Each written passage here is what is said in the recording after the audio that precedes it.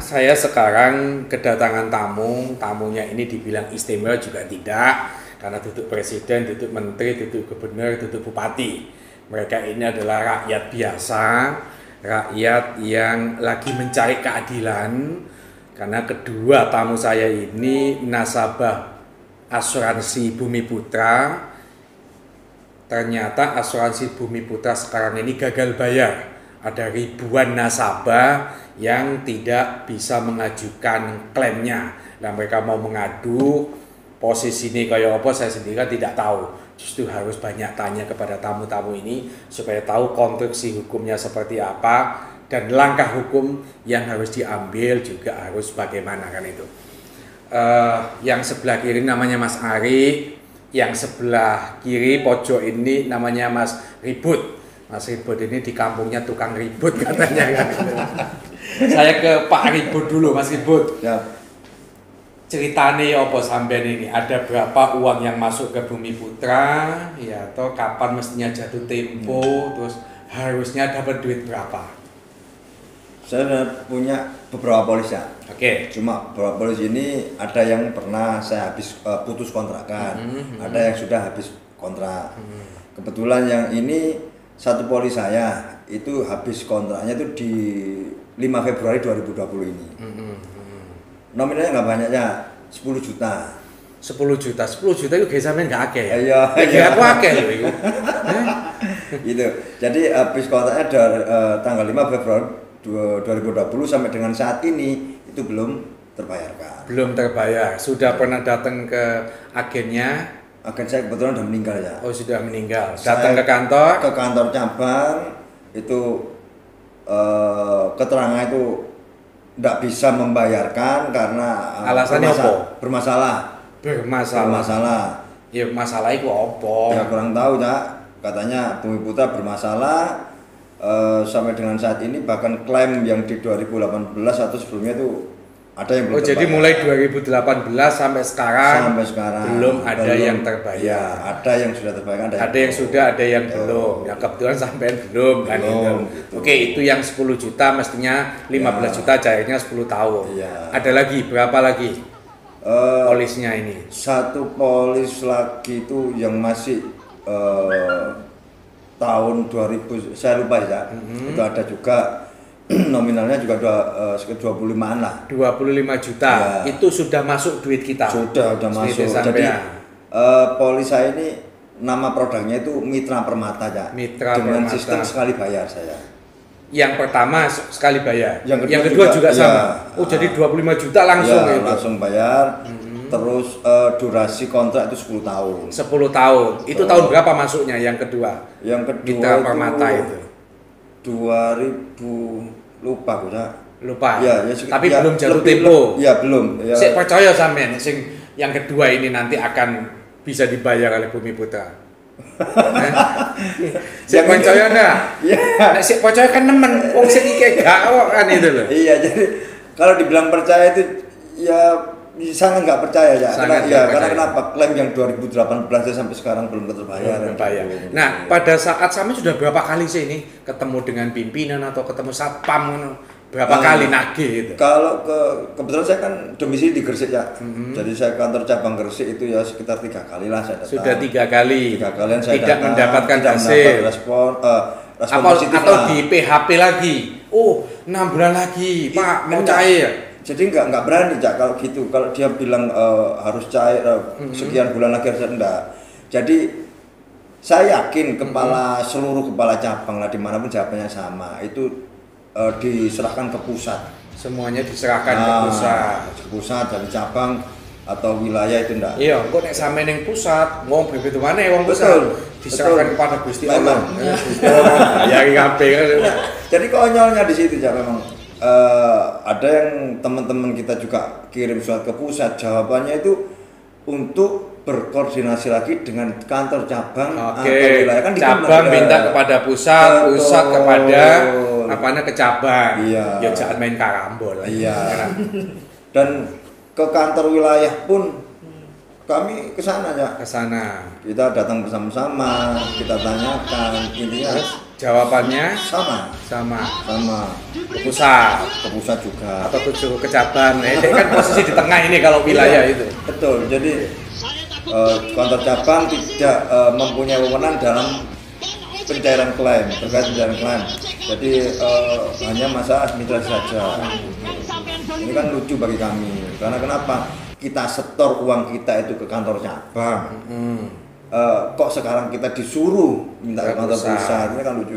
Kalaupun ke kantor pusat, kalau numpak pesawat duit dewe. Iya, betul. Kalau naik kereta pakai duit dewe, gak dikai cabang kan gitu ya. Iya. Oke, kalau Mas Ari, duit berapa sampean? Apa nilainya juga nggak besar juga kayak tadi? Nah, Mas saya Ibut ini ini ya cukup lumayan lah untuk keluarga saya. Itu ya preminya 2 juta sekian, 8 bulan sekali. 18 kali. Itu cairnya seharusnya itu 70 ya. Mestinya 70 juta. Tapi ini hitungannya dibalik bondo, jadi 52 juta cairnya. Oke. Dan sampai sekarang juga belum cair, sudah 2 tahun. Padahal itu dikembalikan ke modal. Iya. Iya, tetap nggak cair. Nggak cair sudah. Nagihnya di mana sampai di cabang, wilayah atau ke pusat? Saya pertama ke cabang ya, ke Ahmad Jais, kantor Ahmad Jais. Oke. Itu saya ketemu dengan kepala cabang.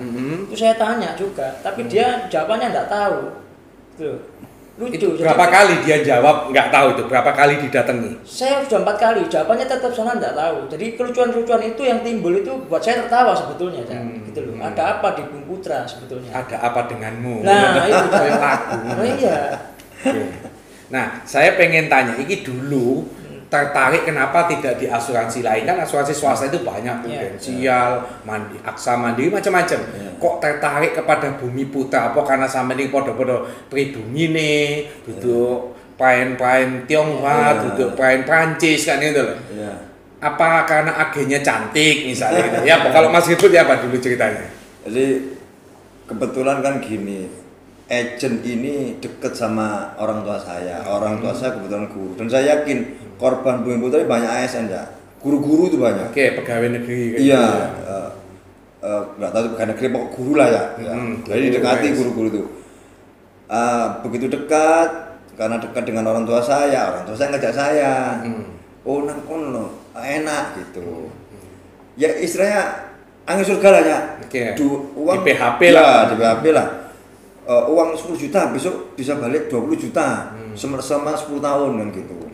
Ya mungkin gitulah ya. Jadi tapi tidak pernah dijelaskan tertulisnya. Oke, kalau 10 dan nanti naiknya 100%. Itulah ya yang buat rancu sekarang. Dulu itu kita nggak pernah diinfokan sistem mutual. Kepemilikan bersama gitu enggak. Bahkan di polis saya itu tertulis tanpa hak pembagian laba. Gitu. Bahkan tanpa biaya pengobatan. Gitu loh. Jadi kalau misalnya memang mutual, berarti kan kita di tiap tahunnya ada dong pembagian laba atau seperti apa kan gitu.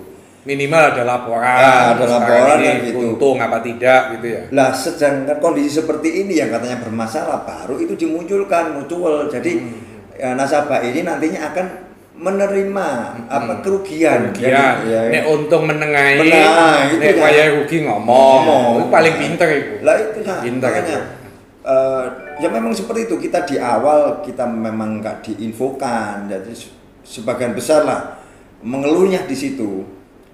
Ya mungkin karena kita memang nggak paham di situ atau gimana, itu jadi targetnya mereka, nggak paham, hajar aja gitu mungkin. Nah teman-teman, itu yang namanya asuransi itu rata-rata agennya itu perempuan ayu, nek ngomong sayang, macam-macam lah.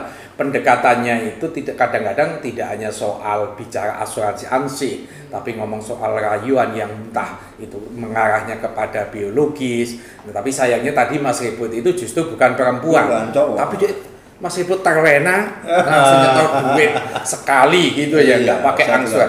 Kalau Mas Ari posisinya perempuan apa laki? Agennya ini laki-laki Pak. Laki-laki apa yang PHP opo ae? Kepala cabang. Sehingga terkesima waktu itu. Ibu saya Pak, ibu saya kan guru, orangnya sudah tua. Banyak-banyak itu yang direkrut itu memang yang tua-tua Pak. Sehingga mereka ya nurut aja gitu, karena dari ini kenal, oh ini bagus dari situ aja, dari mulut ke mulut ceritanya. Jadi sistem pendekatannya dari situ. Ya, tapi yang saya ingin tanyakan, PHP apa sehingga membuat Arkesima misalnya ada peningkatan labanya? Iya, tetap ada peningkatan dari total premi yang kita setorkan sama nanti hasil klaimnya itu memang ya jauh dari iya, itu. Terus klaimnya mudah. Sudah klaimnya ibarat Atika itu ngeklaim kono wis ngerti langsung duit disiapno ngono ya. 14 hari sudah cair, sekarang 6 bulan, 1 tahun, 2 tahun nggak cair-cair. Nggak cair-cair. Iya. Terus saya berapa kali sampai nagihnya datanginya? Wah, sudah datang 4 kali di cabang. 4 kali yang di cabang. kemarin itu demo di wilayah, Cak, di Demo di Darmo. wilayah. Iya. Terus Kita hasil demonya tetap sama, tidak ada hasil ya, tidak ada kepastian juga. Nggak ada kepastian. Apakah pernah ada kantor pusat datang nemuin nasabah menjelaskan, oh ini lagi pandemik, sakjane duit iki ono rek, cuman karena duit kayak corona dhisik misalnya nggak ada juga. Tidak pernah, Cak. Gitu. Jadi yang saya masalahkan itu negara ini lagi pandemi juga lagi sibuk. Lah Bumi Putra ini nambahin masalah justru. Oke, nambah beban tapi juga. bukan beban ke negara, Iya, beban yang sampean. bener, Pak, itu. Ke nasabah. Iya. Nah, saya tanya kaitan ini apakah teman-teman itu ini kan gagal bayar tidak 1 2 tapi banyak ya. Banyak. Pasti apalagi kalau se-Indonesia Iya. pasti ribuan. Apakah ada organisasi terus bentuk perjuangannya kayak apa supaya ini bisa segera cair? Jadi begini ya, kebetulan kan saya ditunjuk sebagai teman-teman nih sebagai koordinator. Jadi Koordinator nasional, koordinator wilayah untuk wilayah Jawa Timur. Jawa Timur. Ya. Oke. Lah kita sendiri tergabung di koordinator nasional. Jadi tiap-tiap provinsi ada koordinator, wakil koordinator. Jadi kalau kami sih selama ini kami sudah kirim surat, Cak. Jadi perwakilan kami yang di pusat kita sudah kirim surat ke presiden, kejaksaan, ke DPR, Presiden, Kejaksaan, DPR, Ombudsman, DPR itu komisi 11 juga. Komisi 11, Ya. terus Bumi Putra pusatnya juga. Harapan kami cuma gini loh ya. malaikat Jibril saya nggak kirim surat itu. Jadi sebentar. Gimana? Yang dikirimi surat itu ada tanggapan nggak Presiden, DPR? Nah, sebenarnya kami minta seperti ini aja. Perhatikan kami. Dan sampai dengan saat ini itu nggak ada tanggapan. Nggak ada tanggapan. Surat kami itu ada tanda terimanya semuanya. Kalau bilang kami apa gitu. Tanggapan, jangankan dipanggil, ditanggapi aja enggak ya? Betul. Jadi yang ada tanggapan dari ombudsman memang. Ombudsman itu bilang harus sesuai prosedur seperti itu. Apanya sesuai prosedur? Ya surat terkait dengan kita, surat menyurat kita. Istilahnya kita nggak boleh melawan hukum lah ya. Jadi kita harus sesuai rule prosedur gitu. Nah, apakah ombudsman mencoba manggil direksi Enggak ada. Bahkan surat kita hanya ngasih saran ke sampean semua sesuai prosedur. Ojo sampai anarkis. Betul, Tukang becak ya iso kalau makanya itu jawab gitu. Terus saya tanya gini, Cak, ke Cak Soleh sebagai praktisi hukum. Apakah susah, Cak, rakyat kecil seperti kita ini, rakyat Indonesia? KTP ku tak walak-walik, KTP Indonesia, Cak. Apakah memang susah untuk mendapatkan wajah Filipina loh sampai. Oh, asli Surabaya, Cak. Surabaya ya. Cak. Itu Cak sing heran iki mau mendapatkan keadilan susah gitu loh. Ini teman-teman itu selama ini presenter itu kan tanya, iki justru wong sing ditakoki malah takok ning presenternya gitu loh. Jadi ya wis kalau ini dalam hukum itu nyalai aturan, itu bisa kena sanksi. Wong ditakoki kok malah nakoki kan gitu. Tapi oke, tetap tak jawab gak apa-apaan gitu. Nah, saya melihat kalau dalam kasus itu begini. Negara itu harus hadir ketika masyarakat itu punya persoalan. Iya, kita ini kan kumpulan masyarakat mendirikan negara. Kini bayar pajak segala macam, maka ada polisi, ada jaksa, ada hakim, ada DPR. Dan mereka ini punya fungsi untuk membantu kita. Loh mesti ini menurut saya loh ya harus hadir. Betul. Maka menjadi aneh nek sampai demo DPRD sik diem. Sampai sudah kirim surat ke presiden masih diem. DPR juga dikasih surat juga diem. Itu menjadi aneh. Kalau tidak tahu ya tidak mungkin. Padahal DPR ya wakil kita Cak juga, wakil rakyat di kita itu ini. Kita ngaku, tapi dia nek wis jadi ya gak mikir ngene kan lho. Iya kapan? Apa temen waktu pemilu kok nyoblos aku? Dia akan ngomong kayak gitu.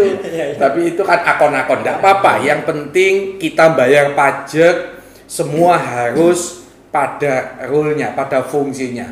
DPR itu wakil rakyat, ya mestinya wakil kita. Nah, kalau untuk di Surabaya, di Jawa Timur, teman-teman sudah pernah mengadu belum? Belum. Harus mengadu. Nah, tak wangi. Saya siap mendampingi kalau ada kasus-kasus yang punya muatan ini apa namanya, sisi kemanusiaan. Ini kan dolim. Teman-teman ini terdolimi, bayar jangkep, giliran klaim, bulet kan itu. Nah, tetapi sudah ada yang lapor polisi belum? Kebetulan kami selaku koordinator wilayah ini pernah kita tanggal kalau nggak salah tanggal 11 ya, 11 September 2020 itu kita ke Direktorat Kriminal Khusus Polda Jawa Timur. Laporan September. Berapa kali diperiksa? Satu kali. Kita di surat panggilan itu hari Jumat. Pernah mendapatkan SP2HP, surat pemberitahuan hasil penyelidikan atau penyidikan, perkembangannya itu? Belum pernah. Iya. Belum pernah menanyakan juga. Belum pernah. Kami menanyakan, cuma yang dimaksud menanyakan itu duduk WA ya. Oh gitu. Kita belum. Datangi belum pernah. Kita belum pernah. Kalau yang di WA itu siapa? Penyidiknya atau orang lain? Kebetulan juga sama pelapor gitu. Oke, sama-sama korban. Sama-sama korban. Tapi dia anggota. Kebetulan anggota. Ya. Terus jawabnya apa? Ya masih berproses lah. Oh, masih berproses. Nah, maksud kami gitu. Sebelum ini pun teman-teman kami yang di Mojokerto ya, itu juga pernah melakukan ya laporan di Polres. Di Polres Mojokerto. Hasilnya zong enggak? Zong atau janji tinggal janji. Lah, inilah. Makanya kami rakyat Indonesia ya. Yang kami minta itu mana keadilan buat kami. Untuk hukum ke bawah luar biasa ya. Tapi untuk kami mendapatkan hak kami yang harusnya kami dapat di pas jatuh tempo dan di situ sudah kita kan sama-sama berpegang teguh sama polis ya, sama apa yang sudah kita sepakati kan gitu. Sedangkan ini kan udah kalau menurut kami sih udah ingkar karena kenapa sudah jatuh tempo dan di situ dijelaskan untuk pencairan proses paling lambat kalau di polis kalau nggak salah 15 hari. Sampai dengan saat ini janji tinggal janji. Saya gini, kalau mengacu misalnya ada kasus Lapindo dulu, negara tidak ikut melakukan kesalahan pengeboran, tapi karena itu dampaknya luas, negara gelem metu duit. Nah, dalam kasus Bumi Putra ini kan menurut saya soal negara bantu duit itu kok dhisik. Tapi paling tidak negara itu harus hadir, mendengarkan apa yang dimau oleh nasabah dan menggali persoalan gagal bayar itu apa. Kalau memang ada kejahatan di situ, ya ditangkapi itu mestinya. Iya. Kalau ada pencucian uang di situ, penjarakan itu. Tapi saya rasa memang ada arah ke situ, ya. Karena apa? Nasabah ini dibodohi terus. Contohnya seperti aplikasi ini. Nah, ini ada aplikasi. Yang ini aplikasi ini yang buat? Ini namanya BP Info, ya. BP Info. Aplikasi antrian pencairan. Oke. Lah, ini aplikasi teman-teman daftar ikut antrian. Iya. Sudah berapa yang antri? Waduh, ini nomor antriannya 11.000, Cak. Sudah 11.000. Ada berapa yang sudah kebayar? 1 tahun ini cuma 39 tapi nggak jalan-jalan. 1 tahun 39 terus, Cak. 39 yang sudah dibayar maksudnya. Prediksi saya, hitungan matematika saya, kalau ini 1 tahun hanya 39 sampai 11.000 ya. Sudah dead ya. Enak nanti barengan mbek kiamat ya. Dicairno. Bener, Cak. Mbok tuku opo sampean seperti ini aplikasi rokok kan gitu. Enggak tahu ini pakai IT siapa ini. Oke. Jadi terkait ini ya. Ini namanya aplikasi BP Info. Dan di polis saya ya, saya yakin seluruh Indonesia enggak ada di situ pasal yang menyebutkan bahwasannya nasabah harus mengunduh aplikasi antrian untuk pencairan. Enggak ada, Cak. Ya bisa jadi ini muncul karena kondisi sudah gagal bayar seperti sekarang. Nah, jadi gini, saya berharap teman-teman harus ada persatuan pada tingkat nasional. Meskipun bisa jadi gerakan ini dimulai dari Jawa Timur. Sekutu aktif. Saya kebetulan sebagai pengacara mau bantu kasus-kasus seperti ini, tak bantu. Misalnya nanti kita harus ke DPRD Jawa Timur supaya mereka memfasilitasi pertemuan entah dengan pimpinan wilayah, entah dengan direksi di pusat sana. Yang penting ada progres bahwa kita tahu gagal bayar itu penyebabnya apa. Kalau sudah tahu kan enak nanti. Terus, ini tidak mungkin ya sudah kita minta kepada pemerintah untuk menyitai sita semua ini aset-aset itu supaya bisa dijual untuk dikembalikan kepada nasabah. Meskipun menurut saya belum tentu bisa balik secara 100% kan gitu. Tapi paling tidak kalau pemerintah hadir ikut membantu kan enak kan itu ya. Oke gitu ya. Siap. Nah ini ada hadiah, siapa yang menjadi tamunya Cak Soleh dalam acara mencari keadilan ini dapat kaos. Ini tulisannya Cak Soleh. Siap. Nah. Terima kasih Cak Soleh. Salam Oke, keadilan. Ya, tetap berjuang Siap, pokoknya. siap. Ayo ini untuk Mas Ribut. Oke. Terima kasih. Oke. Cak Soleh untuk keadilan. Siap.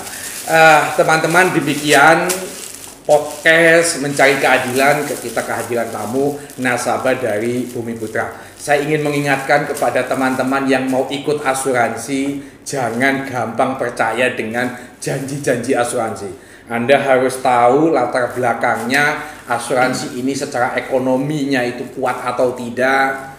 Jangan gampang di PHP, wah macam-macam gitu ya. Akhirnya janji tinggal janji ya, gagal bayar seperti kasus di Bumi Putra. Demikian acara podcast channel Cak Soleh di dalam acara Mencari Keadilan. Terima kasih. Assalamualaikum warahmatullahi wabarakatuh. Waalaikumsalam warahmatullahi wabarakatuh. Berapa menit?